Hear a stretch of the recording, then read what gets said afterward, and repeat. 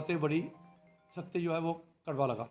वो थोड़ा बोलने लगे। मैंने कहा अगर आप एडमिट करते हो तो ठीक है, कोई बात नहीं है, जो अब तक कर लिया, पर फ्यूचर में मत करो। अगर आप चैलेंज करते हो तो मैं आपकी टावर लोकेशन निकाल के बताऊंगा कि आप कहाँ पर थे। फिर उनको ये थोड़ा सा बुरा लगा कि ये क्रिमिनल है, हमको टावर लोकेशन।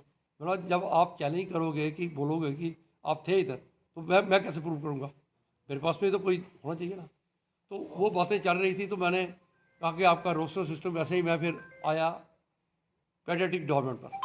तो पेडियाट्रिक डिपार्टमेंट में एक हमारे वो डॉक्टर साहब का मैं नाम भूल रहा हूँ, कश्मीर के डॉक्टर लगता है मेरे को। तो एमएस ने उन्होंने कहा कि ये बड़े अच्छे डॉक्टर हैं, ये हमारे बड़े अच्छे डॉक्टर हैं, ये बड़े अच्छे डॉक्टर हैं। तो जब उन्होंने कहा कि ये अच्छे डॉक्टर हैं, जो पूरी ड्यूटी देते हैं, इनकी यहाँ कोई शिकायत नहीं है, और 3-4 लोगों ने कहा, तो मैंने कहा कि मैं इनको कॉम्प्लीमेंट करता हूँ, इनको मुबारकबाद देता हूँ और इनको अप्रिशिएट करता हूँ। और एक मैं जो होता है कि इंग्लिश में वर्ड होता है ग्रेटिट्यूड, मैं कहा आई ओ माई ग्रेटिट्यूड टू दैम कि ये हमारे अस्पताल को बड़ा अच्छा सर्व कर रहे हैं। मैं अगर ऐसी बात है तो मैं इनकी तारीफ़ ही करता हूँ, बधाई भी देता हूँ, और अपना जो है वो इनके ऊपर मैं आभार भी व्यक्त करता हूँ। वो मैंने जब किया, उसका में बारी आई अगले की। तो अगले को मैं पूछ रहा था, तो इतनी देर में मैंने रोस्टर के लिए पूछा। मैंने बोला कोई रोस्टर कौन बनाता है आपका? तो रोस्टर बोलने लगे ये बनाते हैं। मैं रोस्टर आपका था ही नहीं उस समय, कोई रोस्टर ही नहीं है आपका। बोलते हैं कि एचओडी बनाते हैं। मैंने एचओडी ने कौन से रोस्टर बनाए? जब वहाँ पर कोई सीनियर रेजिडेंट डॉक्टर थे ही नहीं तो रोस्टर क्या बने? मैंने उसको आवाज़ को जाड़ा।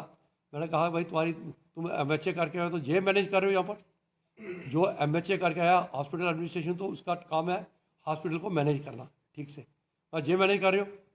मेरे को लगता है कि आपकी डिग्री नकली है थोड़ी सी। मैंने ये बात कह दी उसको। ये बात तो थोड़ी बड़ी कटु थी। उसने तो कुछ नहीं कहा, वो तो ज़रा चुप हो गया। पीछे से एक लेडी डॉक्टर उठी, वो पता हो जिस टाइम चाहे जम्मू से है कौन है, वो उठी, ये हमारे को क्या बोल रहे हैं, ये हमारे क्या कर रहे हैं। फिर वो 3-4 डॉक्टर उनके उठे। फिर वो आए कि हमने बोलना है। मेरे पास में आया, मैं बोल रहा था, वो पहले ऊपर से इशारा कर रहे थे माइक दे दो मेरे को। तो माइक एक ही थी। वो आया, उसने मेरे पास में बड़े गुस्से से आके मेरे से माइक ली, तो बोलने लगे। फिर बोल के उन्होंने वॉकआउट किया। जब वॉकआउट किया, मैंने कहा वॉकआउट करो आप, मेरे को वॉकआउट की कोई परवाह नहीं है। मैं नेक्स्ट वीक में जाऊँगा, 4-5 दिन बाद जाऊँगा। अगर वहाँ पर ये व्यवस्था ठीक नहीं होगी, उस व्यवस्था को मैं ठीक करूँगा। मेरे साथ में ये स्वास्थ्य जी भी लास्ट में पहुँच गए थे। इनको पता है कि डॉक्टर जो था, जिस डॉक्टर को आपने देखा, वो जो नीली डॉक्टर आबिद, वो लास्ट में आए और उन्होंने फिर कहा कि सारा कुछ हीट ऑफ मूवमेंट में मेरे से कुछ बोला गया है, तो उसने कहा माफ़ कीजिएगा। तो मैं देखिए, एक छोटी सी गलती के लिए मैं किसी को पेनलाइज नहीं करूँगा कि मेरे उधमपुर का अस्पताल जो है वो सफ़र करे। After all they are doctors. Sir आज की जो आज नहीं, वो जो पढ़ लिख के आए हैं। कई सारे लोगों में भी अब जो है, लोग तो पहले भी जो है डरे हैं, लोग पहले भी आवाज उठाते थे कि जीएमसी उधमपुर के हालात जो ठीक नहीं है, अच्छी जो वहाँ पर ट्रीटमेंट नहीं मिलता। लेकिन आज एज ए विधायक आप वहाँ पर मीटिंग ले रहे थे, आपके साथ उनका भी आप टॉकिंग देखकर लोगों में भी कहीं ना कहीं आप जो है डर और बढ़ गया कि अगर हम वहाँ पर जाएंगे तो मरीजों के साथ यशपाल जी, उधमपुर की जनता बड़ी जागरूक है। हम लोग सोए नहीं हैं। कोई आदमी गलती करता है, उसको एक बार माफ़ किया जाता है। कोई आदमी गलती करता है, कोई आदमी का बिहेवियर जो है, अगर वो थोड़ा सा अनबकीमी हो जाए तो उसको एक बार के लिए माफ़ किया जाता है। जब अगर बंदा अपना पछतावा कर दे और वो माफ़ी मांग ले, और उसने कहा मेरे से गलती हुई है कि मैं गुस्से में हमने कर दिया, अगर गुस्से में किया, मैंने बोला, उसने ये भी कहा ये हम सबका काम है, इस अस्पताल को सुधारेंगे, हम इसको टॉप तक ले जाएंगे, उसने बार बार कहा। या उसकी वीडियो जो रिकॉर्डिंग हुई है उसको देखिए। मैं आपको ये बोल रहा हूँ कि जब सब एचओडीज़ को मैंने पूछा, मैंने कहा इन एचओडी, क्योंकि रोस्टर फिक्स करते हैं एचओडी, मेरी बात समझे।